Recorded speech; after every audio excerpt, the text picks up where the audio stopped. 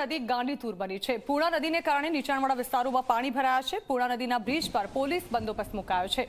નવસારીમાં ફરી વરસાદ શરૂ થતા સપાટી વધી શકે છે।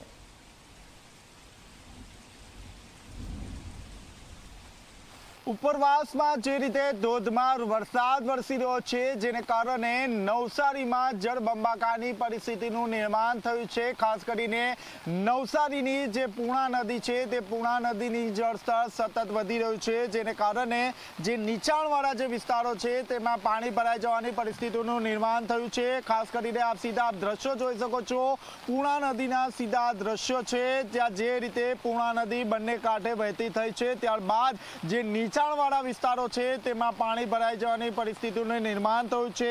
હાલમાં નવસારીમાં ધોધમાર વરસાદ શરૂ થયો છે, જેને કારણે તંત્રની ચિંતામાં પણ એટલો જ વધારો થયો છે। નીચાણવાળા જે વિસ્તારો છે તેમાં ખાસ કરીને જે લોકો છે તે લોકોએ પોતાના જે પશુઓ છે તે પશુઓ આ રીતે રોડની એક સાઈડ બાંધી દીધા છે કે જેને કારણે પાણીનું જળસ્તર વધે તો તાત્કાલિક ધોરણે આ પશુઓને અન્ય સુરક્ષિત જગ્યાએ સ્થાનાંતર કરી દેવામાં આવે। અત્યાર સુધી તંત્ર દ્વારા 500 થી વધુ જે લોકો છે તે લોકોનું સ્થાનાંતર કરી દેવામાં આવ્યું છે। આપ જોઈ શકો છો પૂર્ણા નદી જે રીતે ગાંડીતુર બની છે, જેને કારણે તંત્રની ચિંતામાં પણ એટલો જ વધારો જોવા મળી રહ્યો છે।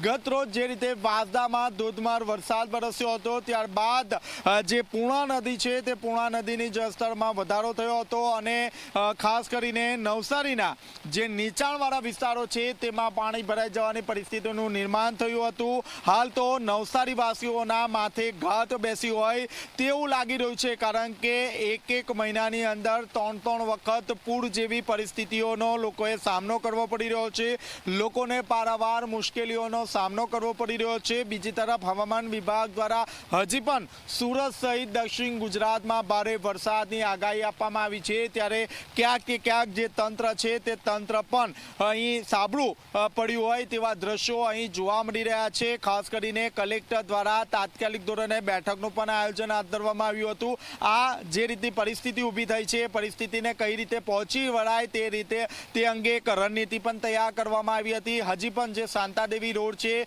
આ ઉપરાંત અન્ય જે નીચાણવાળા જે વિસ્તારો છે તેમાં પાણી ભરાઈ જવાની પરિસ્થિતિનું નિર્માણ થયું છે। આ પાણીનો નિકાલ કઈ રીતે કરવો તે અંગે રણનીતિ તૈયાર કરવામાં આવી રહી છે। બીજી તરફ જે રીતે હવામાન વિભાગ દ્વારા ભારે વરસાદની આગાહી કરવામાં આવી છે, ત્યારબાદ તમામ જે અધિકારીઓ છે તેમની રજા રદ કરી દેવામાં આવી છે અને તમામ લોકોને સ્ટેન્ડ બાય રહેવા માટે આદેશ કરી દેવામાં આવ્યો છે।